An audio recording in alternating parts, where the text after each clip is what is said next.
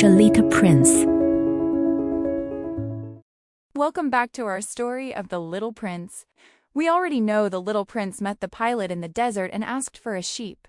Now, in chapters 4 and 5, we will discover his secret planet, Asteroid B-612, and the important work he does every day to take care of his home. Let's read on. It took me a long time to discover where he came from. The little prince asked me many questions, but he never seemed to hear the ones I asked him. It was from words spoken by chance that little by little, everything was revealed to me. The first time he saw my airplane, for example, he asked me, "What is that thing?" "That is not a thing. It flies. It is my airplane." And I was proud to let him know that I could fly. He cried out, "What? You fell from the sky?" "Yes," I answered modestly. "Oh, that is funny." And the little prince burst into a lovely peal of laughter, which annoyed me very much. I like people to take my misfortunes seriously. Then he added, "So you too fell from the sky.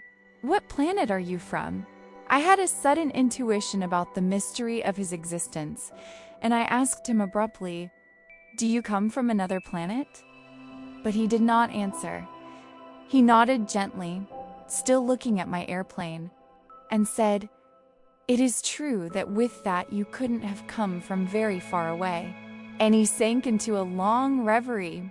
Then he took my sheep out of his pocket and gazed at his treasure.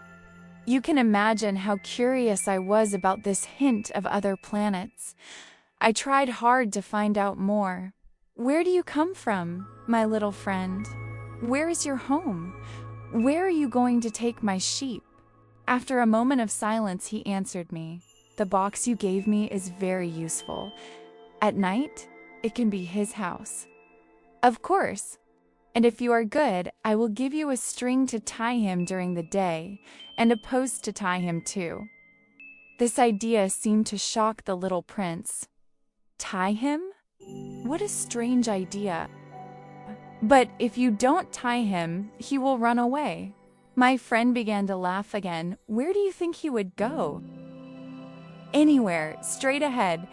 Then the little prince said earnestly, "That doesn't matter. Where I live, everything is so small."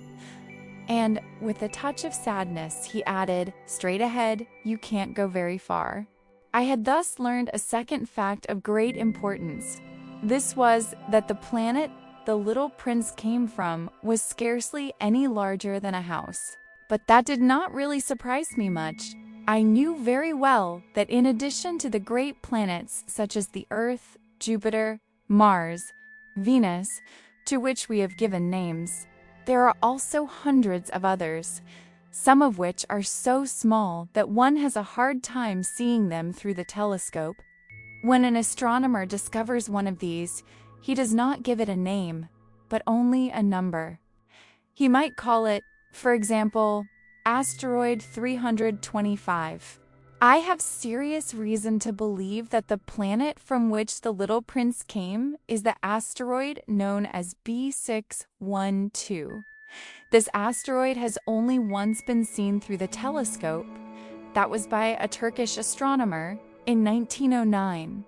On making his discovery, the astronomer had presented it to the International Astronomical Congress in a great demonstration. But he was in Turkish costume, and so nobody would believe what he said. Grown-ups are like that.